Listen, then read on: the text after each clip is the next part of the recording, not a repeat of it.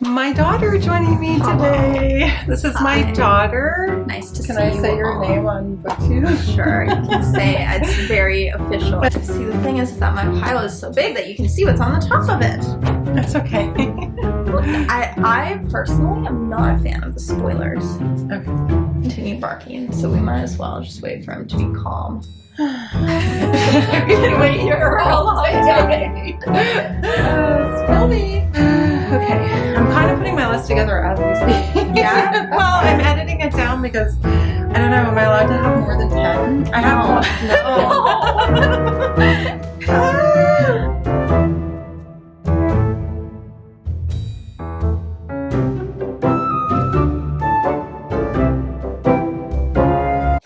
It's me, Jess. I'm here to rave about all my favorite books of the year, and I feel so excited and lucky to have, this is my daughter, Eden. Hi. I have really kept her cloistered away from the camera for my first 2 years on BookTube, but here we are. We just decided to come on because I wanted to hear all about your favorite books of the year. Eden's going to tell us some of her favorite books of the year, and I'm going to talk about my best books of the year. So, special surprise! Am I starting?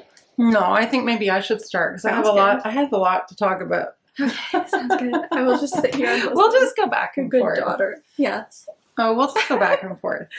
So actually, well, I mean, I will say that one of the best books that I read this year, I just read and I just finished. Oh, really? And it was so good. And I really think that you would love it. It's a bit of a chunker. Yeah, it's big. It's called Fayne. Is she Canadian? Yes, she wrote a book called Fall on Your Knees, which I think I gave you. Yes. Sorry. Also, Nola's chewing his bone in the background, everyone's, as usual. It's about a woman named Charlotte Bell. Does that sound familiar? And it... Oh, it's like a Bronte thing? Yeah, it's a Bronte reference. Very good, Edith. You super got it. It's Curabell. Yeah. I've already forgotten it. That's okay.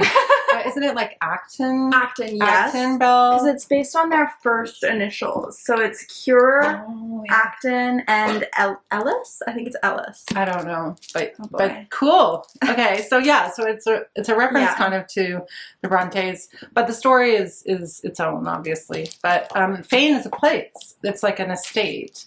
Oh. And it's midway between Scotland and England. And...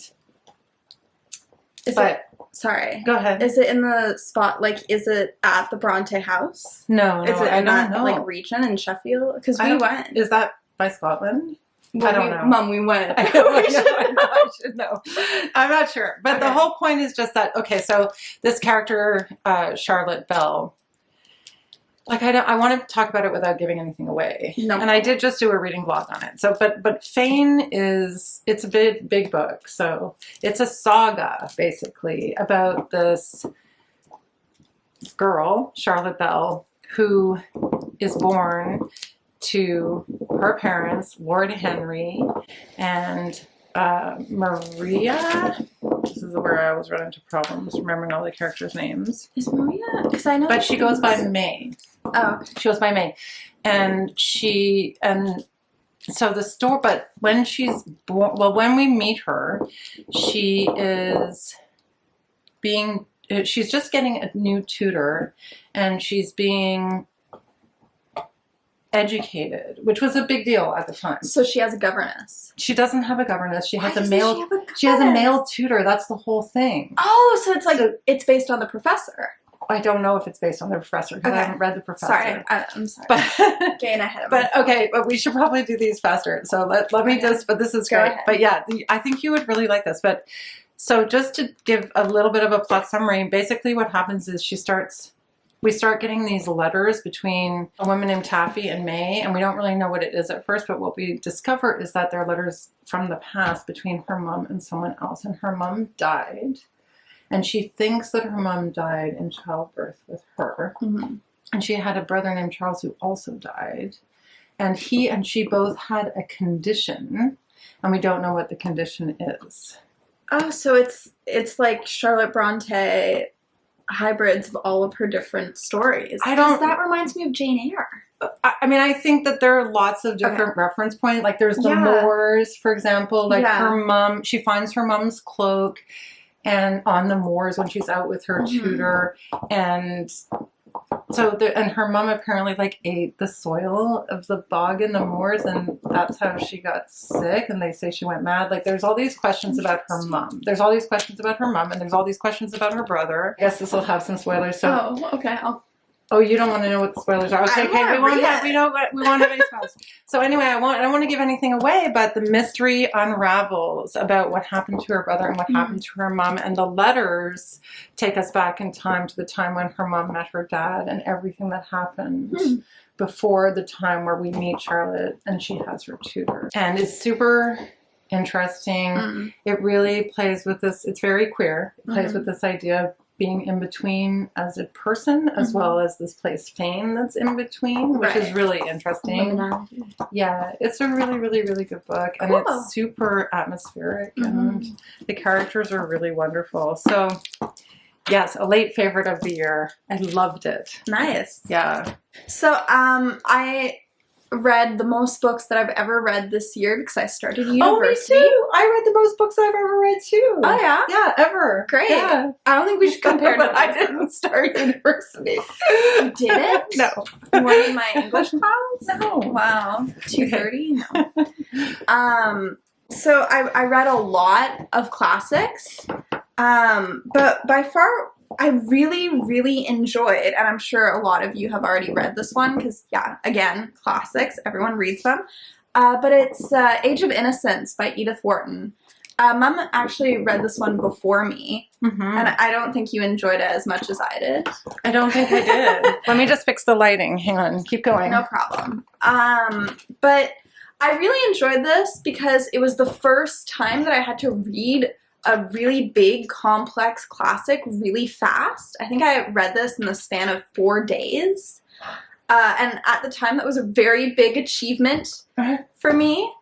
And I just really enjoyed the reading that we did in class on it. We really focused on Archer as a character and his sort of conflicts, sort of like with, it's the Fayne, right?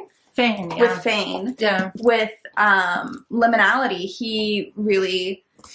Wait, what's liminality? Sorry, I'm going to show my ignorance here. What's liminality? It's just basically the gray between the black and the white. In terms of gender identity, or just... It's one of those like favorite scholarly terms that applies to everything. Love those. Yeah, okay. exactly. So it's kind of like ambiguity. Okay, fair enough, yeah. And we really looked at Archer's aesthetic rituals and his traditional rituals and how he really enjoys both of them. And we really got into a lot of aesthetic symbolism in the text, especially if you know the story. The ending with, I'll just say, the window, we connected to theater, and it was really, really, we had some really impressive lectures on it. So that definitely, I don't know, I feel like a lot of, with classics especially, it depends on how you read it and the discussions and thoughts you think about after you read it that really impact your impression of a book. I think that's totally true. Like, I think now that you are talking about it, I didn't even think about that. I was going to ask you about the character of the Contessa. Yes. And because you didn't mention the Contessa, but Olenska. And because that seemed to be like the focus for me when I read the book. I was really focused really on her character. Yeah. But I do think that, yeah, I think it depends when you read a book and how you read it, and if you're reading it with another person. Yeah. Actually more than a couple, I think 3 or 4 of my favorite reads of this year could just be my favorite reads down to the fact that I read them with other people and had really good conversations about them, or that people recommended them to me. One of them's one of the ones you recommended to me. And they just, I don't know, like the one that you recommended to me was your copy that I read, actually. We might as well talk about it now. Segue to it? Yeah, segue to Tin Man. I also have Tin Man on my list of so favorites. Tin Man is we can talk about it together. Like 2 different covers too. So what happened was when I read your copy, because you gave it to me for that college reading vlog, I had access to all your notations. Yeah. And I take a lot of notes. But she does the cutest. Like, look at these cute little hearts. There you go. Yeah. Wow. Look at the All cute that little for a heart. And it's just, I don't know. Then I was able to get like your reading of it. Yeah, for sure. And that just made me like it more, I think. Yeah. I don't know. I was able to read it through your eyes. So yeah, Tin Man is fantastic. Great. Gosh, great. it's such a good book. This book made me cry. I cried. Everyone. Did you cry? No, I have. I have a heart of stone. A problem with your heart of stone. Yes, you have a problem with crying. But I also had to read this for a class, and everyone I know cried because it's just so fantastically written. Do you want so to give rich a with emotion. quick little plot summary? You're better at the plot summaries than I am.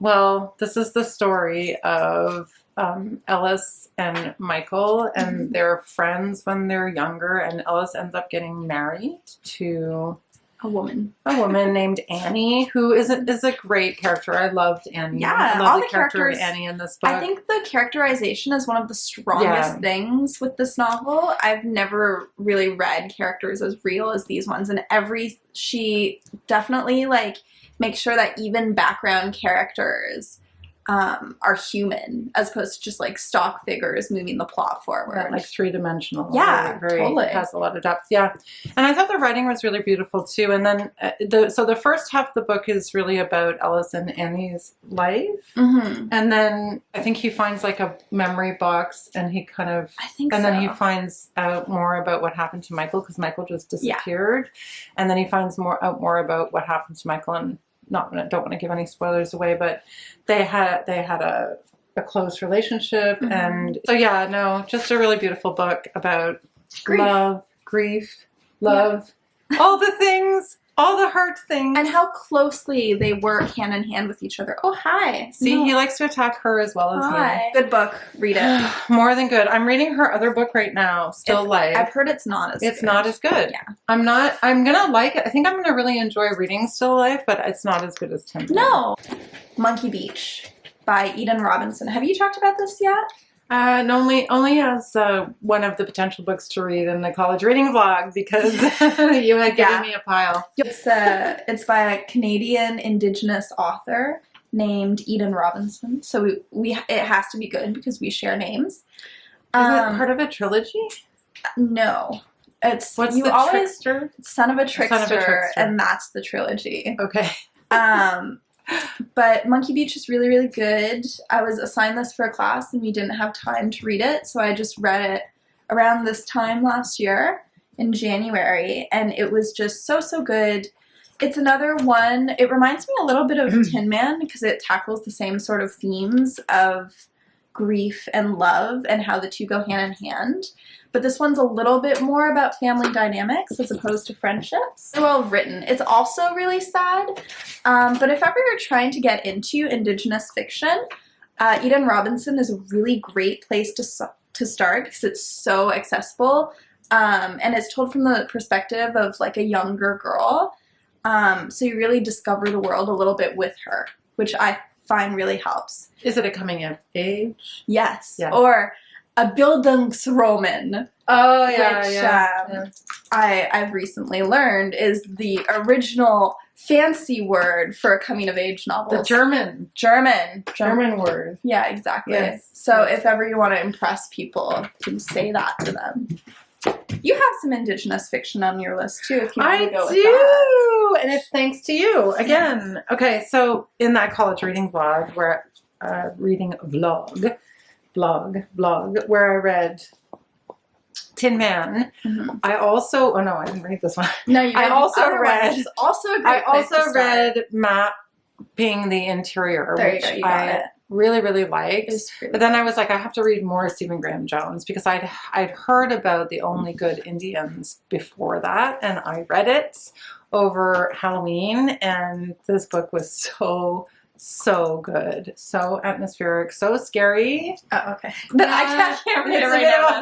It's a bit of a horror book. So it's about a group of friends who go hunting on Thanksgiving weekend.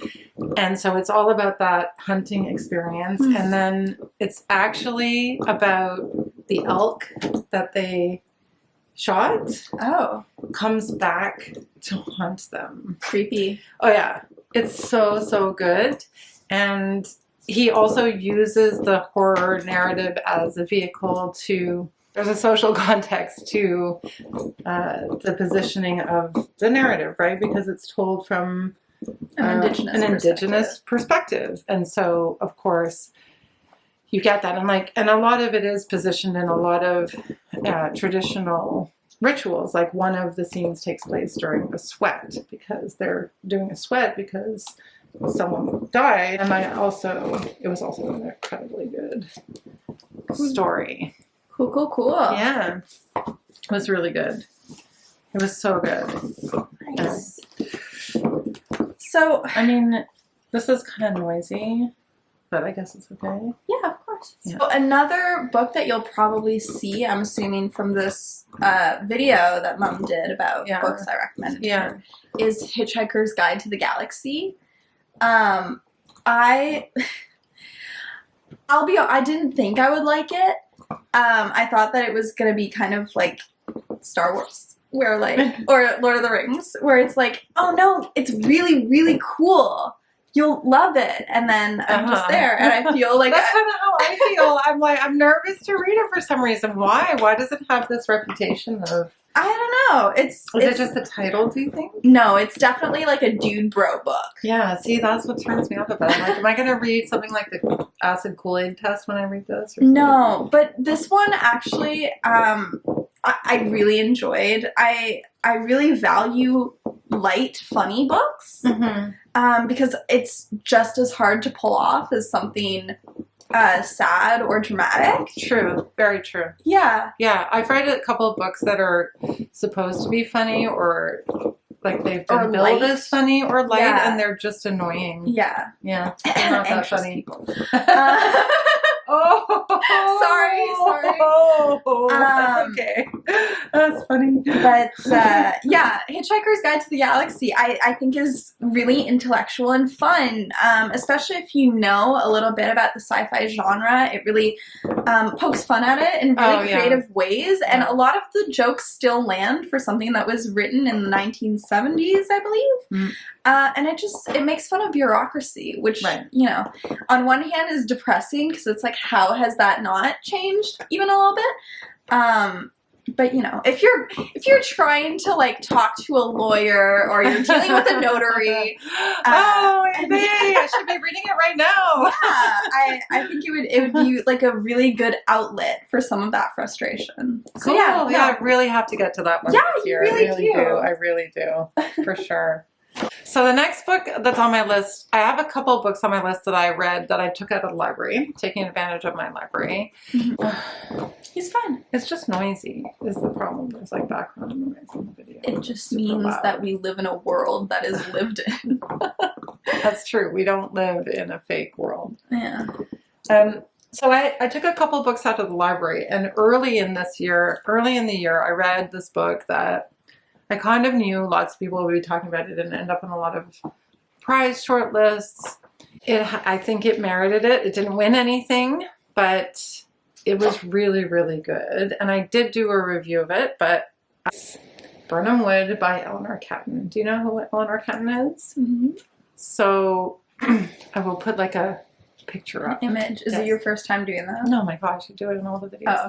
Oh, okay. I watch them all. You don't watch any of them. You don't watch any of them. I didn't even have to worry about putting your Christmas gift in my last vlog because I know you don't watch any of the videos. It's so funny. It's okay. It's okay.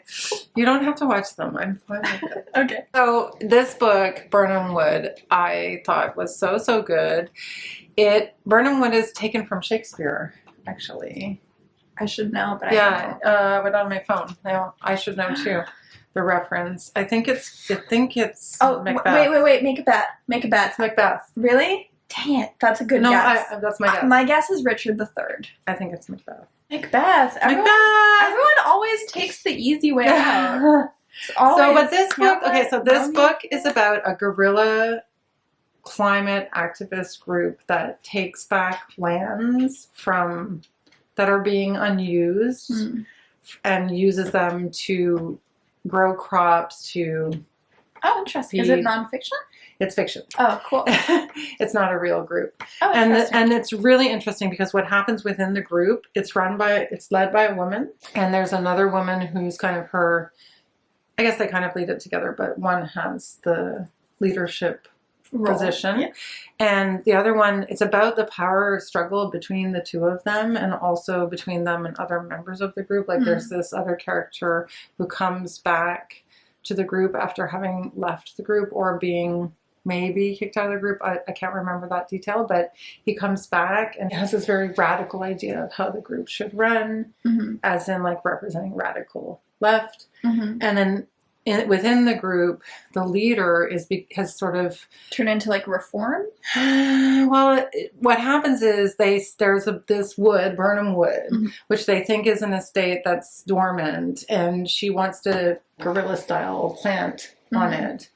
But as she's going to scope it out, she runs into this man who turns out to be the evil billionaire. So what's really interesting about this book is the dynamic between the two women and the way that that's written. So yeah, and anyway, there's this crazy ending to the story, and it's, I guess, eco-fiction. Anyway, it was so good, and the ending is crazy. It's more like it's almost like an a literary action climate novel. Cool. Like, yeah, it that's was really, a great really, really pitch. good. Yeah. Well, no, it's really good. It's not even my pitch. That's what the book is like. Yeah. No, the book is really good. Nice. Yeah. So I read a lot of plays this year because I took a couple of play classes. And one of the more like modern ones that really stood out to me was a play by Jackie Sibbles Drury called Fairview. I gave this to Mum for Christmas because I liked it so much. It's hard to talk about. I'm excited to read it. Yeah. I don't know how to talk about it without spoiling anything. But don't worry. It's sort of a deconstruction of stereotypical pathways that Black actors can sort of, or like the sorts of roles that they can play. So it touches on perception. It's kind of, you can tell in the title, Fairview, but it touches on the white gaze and the Black gaze, especially in the realm of theater, which is really, really interesting. Yeah. And it's fantastic. And it also has a lot of twists and turns that you don't see coming. I wrote just so many notes in this of like, oh God, no, don't do this. act. So no, it's really like a thrill to read. I'd love to see a production of it. It's actually, it won the Pulitzer Prize in 2019. It has the sticker on it. Yeah, exactly. Cool. I don't read very many plays, but on your recommendation, I read Pygmalion and really liked it. There you go. Yeah, no, I'm good with plays, I think. I don't know. I think this one's good. There's been like some criticism about how like revolutionary and anti-racist it actually is, which you can feel free to look into. But I really enjoyed it. Awesome. Right, yeah, mine. It's mine. Oh. Fine. Okay. Stoner. Stoner. So I buddy read Stoner with Scott and Gemma, but I don't even know if it's maybe not even down to Scott and Gemma because this book was so good. I really fell in love. It's just such a good character study of this person whose life is an ordinary life. It seems to be one of my themes this year. This idea that what matters in life, does a life matter? Can a life have an impact? And in particular, John Williams chose to position that conversation in academia. So it also has this question of, is academia important? Does it matter? Yeah. And for an ordinary life, the main character, William Stoner, has so much drama in his life, and he has so much passion for literature. Yeah, and the stakes are so high. Yeah, so it's just really full of dramatic scenes at the university, and he's very much like, his life is kind of inconsequential when it comes to like, maybe he has an impact on the students, but even that is called into question in the book. So it's also this idea that a meaningful life or an important life is really from within. Yeah, which is so beautiful. Yeah, and it really takes the pressure off. Anyway, I just love this book. It was so good. It made me cry too. Gotta read it. I should have gotten it for you for Christmas. I don't know why I didn't. What was I have thinking? my copy downstairs. Oh, you have your copy downstairs. And you love your copy I too. love my copy. Oh, you gotta read it. That's gonna be your next holiday book. So the other main play that really stood out to me, I wrote one of my favorite papers on it. Such a good paper. Yeah, I really like that one. It's A Streetcar Named Desire. I actually stole, this is Mom's copy, but I just really love the cover because it discusses exactly what my paper talked about in A Streetcar Named Desire, which is sort of not the glorification of abuse, but sort of the complexities of abuse and how Tennessee Williams is sort of lusting after the villain in his own play. Everyone I've recommended this to really, really enjoys it. Tennessee Williams is one of those playwrights that you do kind of encounter. It's really camp. The characters are just incredible, and it's one of those plays that you keep unpacking? Not necessarily unpacking, but there's still so many black holes of why this choice? What was this about? For a play that was written so early on in the American century, it tackles the complexities of queerness and the role of women and poverty and masculinity. And personally, I would read it for the gender performances, I think. It's just so fascinating. Wow. Yeah. I gotta read that one too. Yeah, I'm curious what you'll think of it. Yeah. Because you definitely need to know that it was written during a time period. It was so shocking when it came out. It's so incredible. Anyway, it's your turn. Maps of Our Spectacular Bodies by Maddie Mortimer. I bet you read this book with Lori. This book, this book blew my mind. You know, sometimes when you read something and it just kind of blows your mind and you're like, holy cow. This book is about a woman who is dying and her relationships in her early part of her life, and currently she has a young daughter. She has cancer, and cancer is a main character in the book. Oh, you told me about this. I remember. It's so good. And it's full of poetry as well. It's just, there's so much going on in this book. I can't, there's no way that I can really summarize it, but a lot of it is visual. If you look at that, she does a lot of this kind of thing with the visual words as well, the way they're, I wouldn't recommend listening to it as an audiobook because there's a lot of these kinds of elements to the narrative that are a part of the poetry, just because she works with the cadence and the rhythm of the language. And cancer has a very distinct voice in the book as well. And it totally blew my mind. And for a debut, I just couldn't believe how good it was on this book. It's so good. It's so good. Yeah. It's so well done. And it sounds kind of campy when you try to describe it, cancer as a character. But it's so well done. Effective. It's so effective. There's one passage that I read when I originally reviewed this book where cancer's favorite places are to hang out. That's cancer right. really likes the lungs. I feel in the body, that is. It's really its own. If that's not what the medium of literature is for, what is it? Yeah, you know? I know. And she just does it in this incredible way. So, yes. Cool. Maps of Our Spectacular Bodies. Wow. We go from that very, very complex novel to one of my favorite guilty pleasures. I love it. So this is a Rainbow Rowell book. I know Rainbow Rowell is a little contentious and kind of hit or miss, but I really like a lot of her mature adult romances. And Landline is by far my favorite. I realized I reread it this year. It's actually a Christmas novel. So it was really fun to read that during this time of year. But I have never read anything like this. I read it when I was pretty young too, but it's sort of about a failing marriage. And the protagonist finds a landline in her childhood It's such a good idea. bedroom. It's a really cool idea. Yeah. And the landline gets her to talk to a past version of her husband. And through that, she sort of has her come to Jesus moment and really figures out what she wants to do in life and what she wants to prioritize. And it's just a really fun, it kind of reminds me of a Nora Ephron movie, but one that's not When Harry Met Sally. Nora Ephron movie. And it has the same guy that was in When Harry Met Sally. And it's about a marriage failing and they're on the rocks. But everything kind of works out in the end. So it reminds me of I remember really enjoying it. It's honestly really fun. It's super just fun. really fun. Yeah.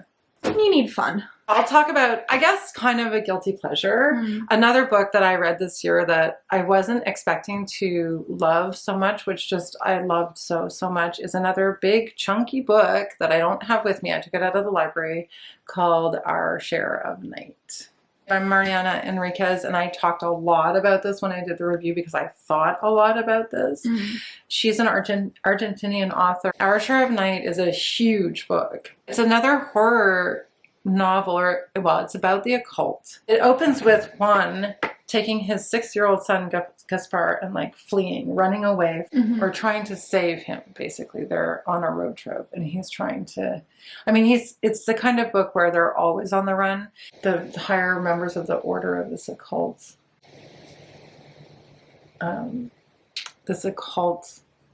what would you call it? The society? No, I don't know. What is it? The hierarchy, the structure of the occult. Yeah, I guess it's just the occult, right? The occult? Yeah. Or a cult? It's not a cult. It's like a cult. It's a cult. The occult. Oh boy. Does the occult have a name in this? Does the cult? Or is it like... No, it's like occult. Like... supernatural? Yeah, like the occult. Oh, it's like gothic, paranormal. It's like paranormal, cult to gothic. That, like, no, like the occult. Trapped in a cult. No, the occult. Okay. Like I was waiting between the two. So his dad is this really powerful medium one.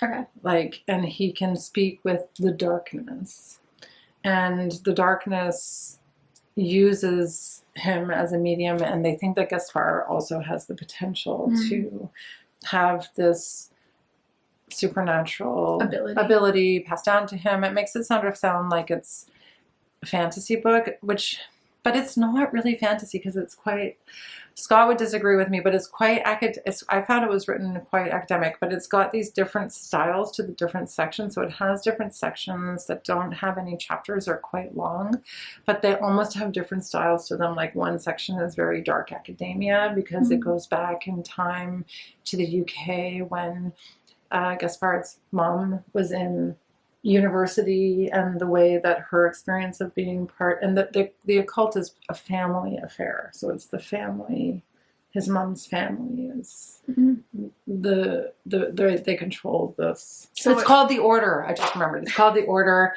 So they control it, and they're trying to get Gaspar and control Gaspar, and it's this huge saga of going back and forth in different time periods of the different stories of Juan, Gaspar, and his mom, and how his parents met. And like the section that is focused on Gaspar is like they find this haunted house and he's learning more. It feels very Stephen King. Yeah. Or Stephen Grisham Green. No, Stephen King. Not Stephen Graham Greene. Graham Greene. Oh my god. No, it's not Grisham Graham Greene. It's oh my god.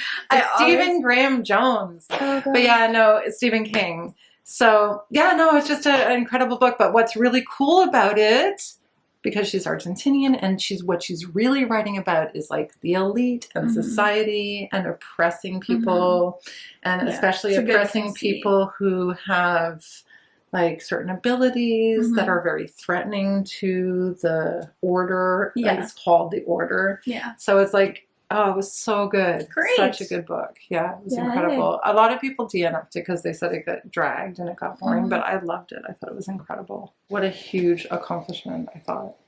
Nice. Was it big? Yeah, it was big. Oh, It was like 800 pages or something. boy. Like, it was a big book.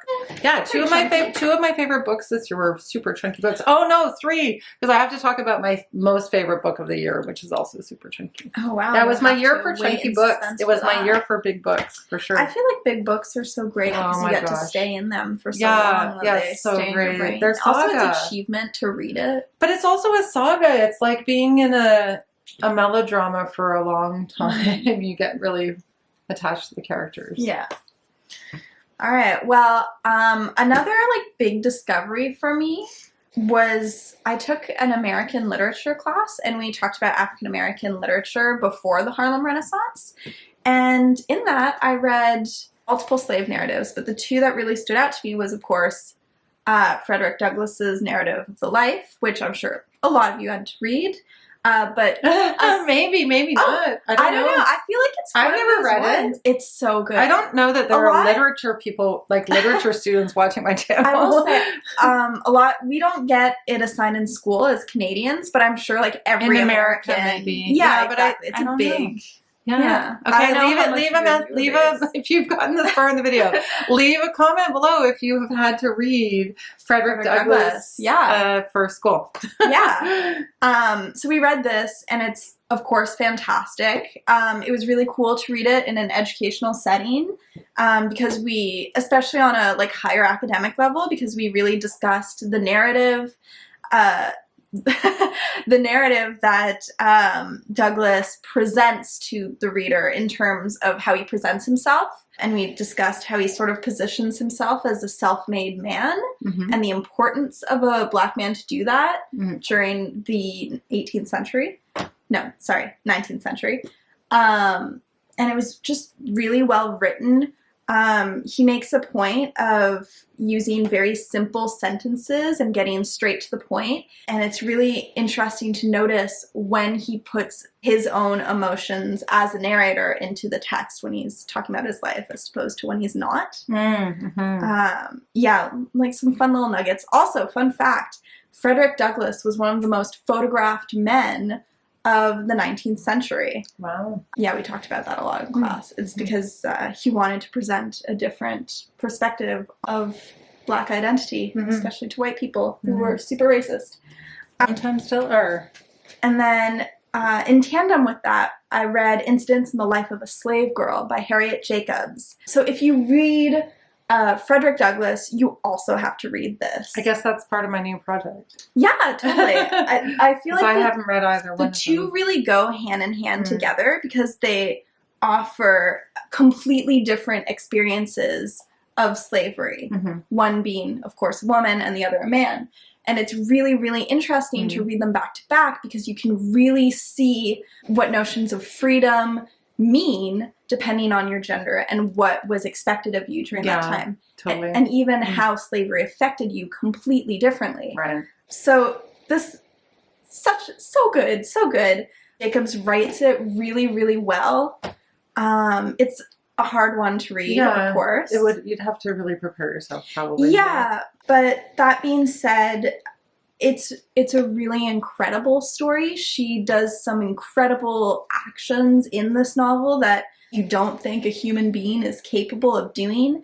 And the way that she survives is really incredible. And it's a shame that not enough people know about this. So this is my big plea. Read this. Frederick Douglass is amazing. Read it. I'll read it. But Harriet Jacobs is also great. Also, for a long time, people thought that this book was written by a white woman instead of by her. Maybe that's not so surprising. Well, it's for a lot of reasons, but one of them being, as a woman, she was really uncomfortable putting her name on the text because if a woman does it, there's a lot more attached to that, especially because of the sexual violence she sort of goes through in the novel. So yeah, people thought a white woman wrote it for a really long time. Wow. It's a crazy story. I really recommend reading it. All right. Recommendation taken. So I'm going to talk about 2 books the way you just talked about 2 books. So I read 2 books that had to do with war that this year that I just found to be so good. The first one, I read it on my e-reader because it was out in hardback and I don't like to buy hardbacks. In Memoriam by Alice Winn, and it was about the First World War, and in particular it was about the relationships between a group of men. Their relationships, first of all, in their boys' school, and then later on the translation of those dynamics on the battlefield or out in the trenches. And it is a love story. It's a really wonderful love story, but it's also, what I really loved about Alice Winn's book is that it doesn't beat you over the head with it, but it's very anti-war. Nice. Yeah, and it's really, because the characters are so well formed, it's this relationship between Elwood and Gaunt. They're the two main characters in the story. And there's a twist in the book, which I can't reveal to you, but there is a point where things change. Things look very dark and very grim, and then they change. And it's just very well done, but it's also very realistic. I think that it really brought that time period to life, and it really brought to life what motivated the boys to go to war. And a lot of the reasons why men went to war weren't because of like all the pressure and the nationalism and the propaganda. It was to not be, because they couldn't live with the fact that they were at home and these people that they had these close relationships with, who they really cared for, were out there on the battlefield, and they wanted to be with them. Yeah, and or like or at least participate. participate. Sort of yeah, or participate in, like, so they weren't alone, or to help them with the fighting, and wanted to be part of it. So, which is sort of a similar dynamic in the boys' school. And even that, I mean, I think that could be explored more deeply, and I could talk more about it, but it was just really, really well done. Yeah. It was really well done, and the friendships were really great. Touching, and the love story was really touching, and I just really loved it. Oh, I really want to read that. It's really, really good. Wow. Yeah. Okay, cool. And then I'll just talk about the other book that I read, which was about, which was long-listed. I don't think it was shortlisted for, it was shortlisted. Sorry, it was shortlisted for the Women's Prize this year, Black Butterflies by Priscilla Morris. This is about the war in the early 90s in the former Yugoslavia. Yeah, and it's about this woman who's an older woman. She's in her 50s, and she's an art teacher, and she decides to stay behind in Sarajevo. And it's just a really interesting look at her decision to stay behind, because she sends her elderly mother, her husband, to go live with her daughter in the UK. And the whole idea there is that she doesn't, there's two things that are going on. One is she doesn't realize how quickly it's going to deteriorate around her, and there's never this, I don't think it ever crosses her mind that she wouldn't be able to leave at some point. Interesting. And that it would become like a full-fledged war. It would snowball. Yeah, and then, so there's that, and then there's the idea of how hard it is to just leave your home and just it's almost like there's a cognitive dissonance that was very well presented in this story about how just you can't, the brain almost can't comprehend what danger you're putting yourself in, because you're so attached to your home and your land, and it's where you're from, it's your identity, it's your history, and it's your safe space, and it's your art. It's which she would have to leave all of her art behind, or maybe take one or two pieces. But like, it was really interesting, that whole idea. And then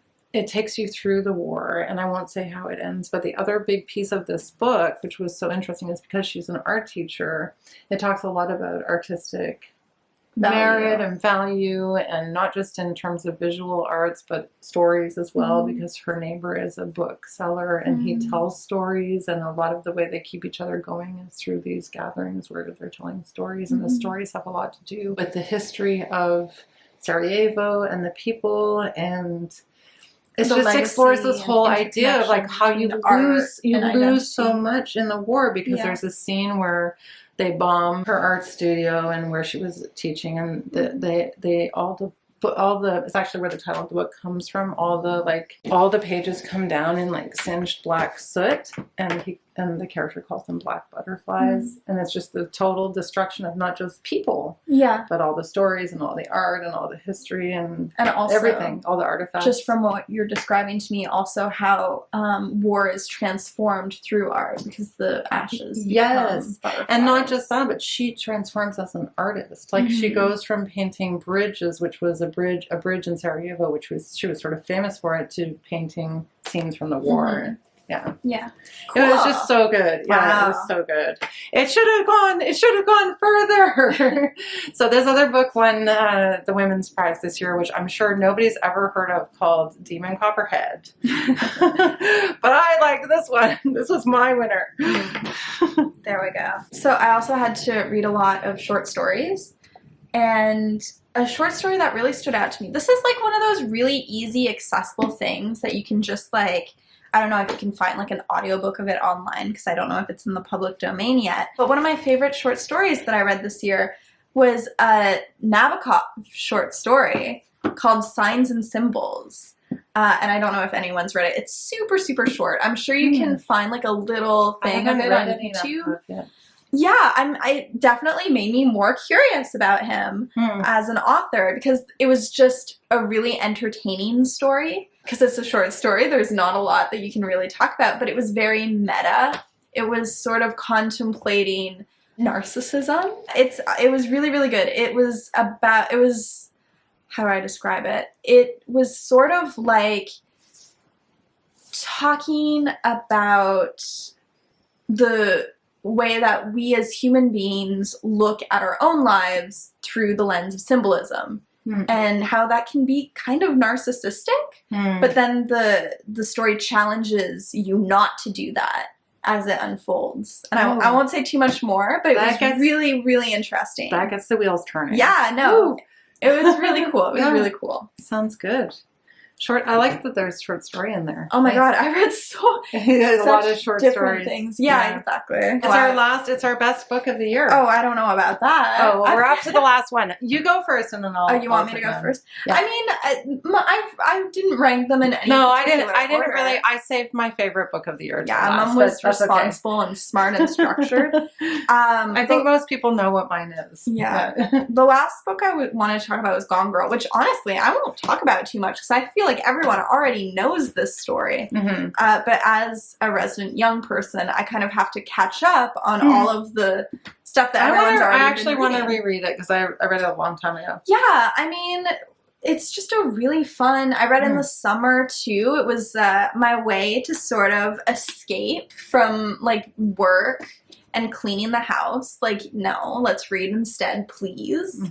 I mean, it tackles marriage. Marriage is really yeah, and it's super 2010s, which is really interesting. One thing that's been kind of exciting that I also noticed with Landline is the decade of the 2010s is slowly starting to introduce itself, and you're starting to notice patterns and what that decade meant. Yeah. So, yeah, the gender roles in here are really, really revealing to what society looked like 5 years ago in a way that it doesn't anymore, which is also really exciting. Oh, that's really interesting. Yeah, I should reread it. Anyway, that's all I have to say. You guys all know what Gone Girl is. It's fun. Read it.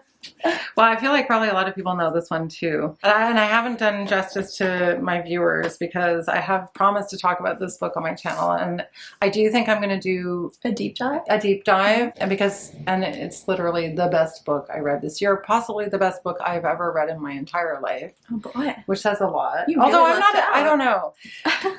Guys, it's Middlemarch. Shocker. Look at the tabs. Look at the tabs. Yeah, I promised I was going to do not just a deep dive, but even like just an examination of what were all the different things annotated in this book. If you want to talk about the whole idea of putting hearts, check that out. That's a lot of hearts on one page.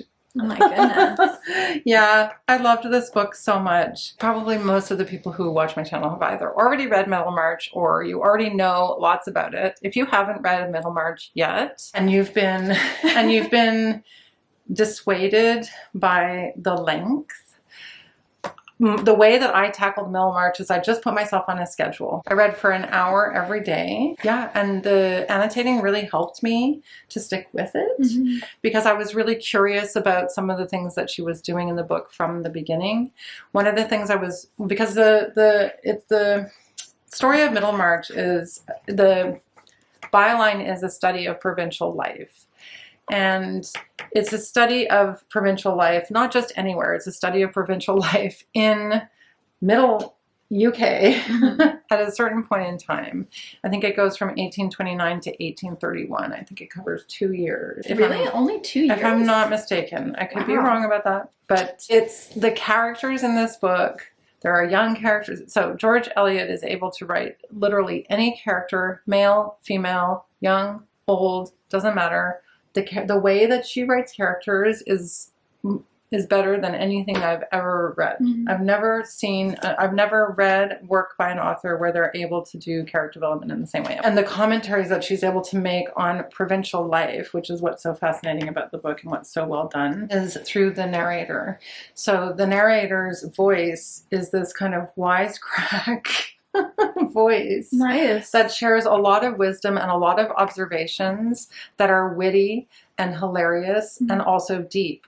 So she's able to use the narrator to, in a way that's not obnoxious at all, impart these lessons about what it means. Again, what is a life? What does a life mean? A lot of the book is about being a good person, being a decent person. And there's only one character who makes a big moral decision in the book, but all of the other characters are trying to find their way in a sense. And then of course it looks really through the characters. It also looks at the roles of women and men and marriage in this small community. Have I been explaining myself well? I know it's about marriage and community and men and women. Okay, but do you want me to give you the names of all the characters? And so there's essentially 3 stories going on in the book. We start with the character of Dorothea Brooke. She is a young person. She's supposed to be the cool one. So she's a bit pious. Like she really wants to be good. Right. And what you really discover and what Eliot's able, and I'm not doing a deep dive in this video, but what you're able to learn about her and her big issue is that she just doesn't have very much agency at this time. And she's not given a lot of opportunities to act on her desire to be good. And in the end, she makes kind of a bad decision and she marries a much older man.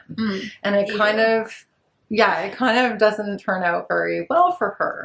But then, of course, her story evolves and continues. I won't say what happens. So there's the story of Dorothea Brooke, and she marries this man called Casaubon, and he's really, But I think she just uses that to show that, like, you're limited by it. You're really constrained, that women were very constrained. Then there's the story of Mary Garth and Fred Vincy, and they're in their 20s.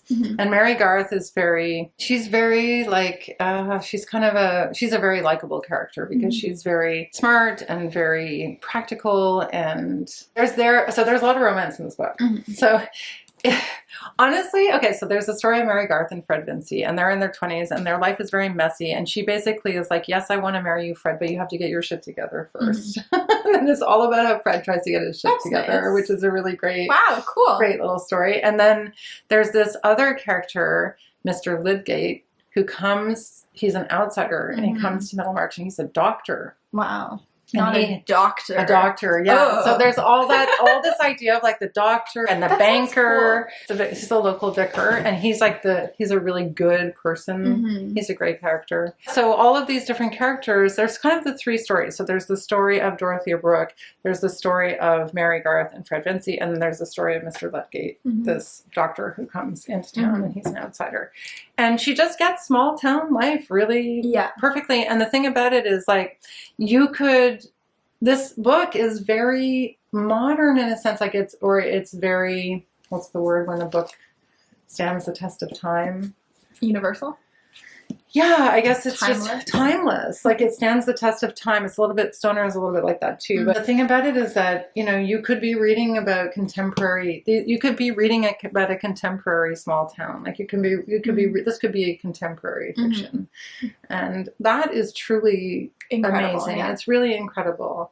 And it has all of the qualities of a good novel in that it's very entertaining. It's very well written. Like, literally every section I had a tab for language. And I just felt like I had tabs on every single page. Like, and not all of them are like, oh, you know, small country life. You know, it's all characterization. It's all language. The language is out of this world. It's so wonderful. It's such a wonderful book. So it definitely deserves a deep dive. I know that some of you have been waiting for that. I'm definitely going to film a longer video about Middlemarch. But this is the best book I've ever read. I laughed. Well, okay, so what makes it so great? What makes it so great is that the characters' lives are really messy. And they're really messy characters. They're really flawed characters. They're messy boots. Yeah, they're messy boots, and they're not... Even Dorothea, who, like, is pious and tries to be the good character or whatever, she kind of has a moment at the end of the book where she throws a big tantrum. Whoa. Yeah. No, but I'm not giving anything away from the plot, but I'm just saying she's flawed as well. So it's this book about ordinary flawed people trying to, some of them being bad and some of them trying to be good, and all of the different circumstances that influence those decisions. And a lot of people kind of famously read this last bit. Oh, are you gonna read it? Yeah, I'm gonna read it at the end of the video. So a lot of people read this last part because it sums up very much what the book is about. She writes, "For the growing good of the world is partly dependent on unhistoric acts, and that things are not so ill with you and me as they might have been is half owing to the number who lived faithfully a hidden life and rest in unvisited tombs." Right. So it's just this idea that it's about, like, the ordinary person doing good in the world, in their own communities, in their own relationships, doing the best they can. Yeah. So, yeah. Best book ever. Best book ever. You have to read it. You have to read it. We'll see when that happens. Thank you so much for doing this with me, problem. sweetheart. Yeah. It was so much fun. Good, I literally have to lift my jaw off the ground because I never thought you would ever come on the channel. I'm very happy It was really fun. Good, I'm Thank glad. you so much. My Do you want to say pleasure. bye to everyone? Love you, Zane. Yeah. Goodbye. Let us know in the comments Happy below. holidays. Yeah, happy holidays. Let us know in the comments below what your favorite books Oh, yeah, are. totally. If you've read any of these books, if there are any books that you're interested in reading now that we've talked Criticize about us them. and our Yeah, opinions you on could them. you could disagree with us. We're Yeah. fine with that. Be like, ew. Ew, Gross. Gross. Don't read that. Okay. It's not good. All right. Okay. Bye, everyone. Bye-bye. Thanks for Take watching. care. Bye.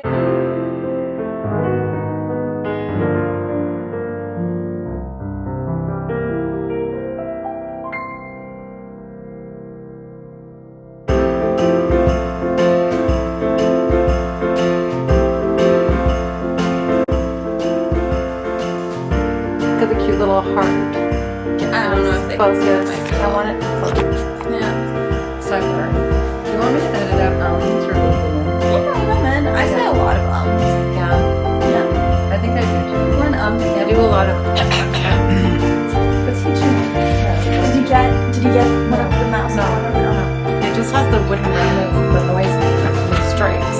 I keep wanting him.